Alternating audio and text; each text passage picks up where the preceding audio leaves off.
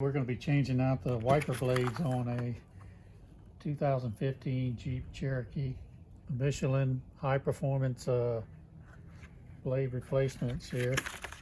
These look pretty simple. They don't come with any other attachments. It's just the what's in the box right here and the little clip. So we're going to see how big of a job this is to put it on. Okay, to get the other one off,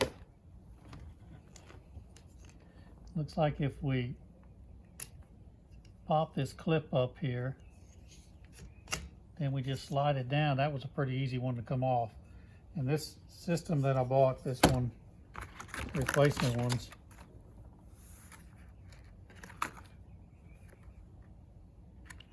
replacement ones do say they're the hook arm type, so that's the hook arm.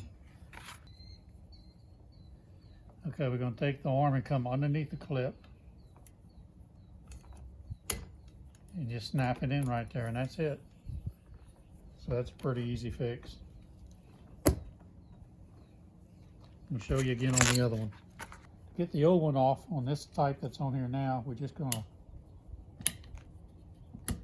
pry up this little locking down tab, push it in, and then it comes off the clip. Okay, so there's a square edge on here, and there's a round edge here.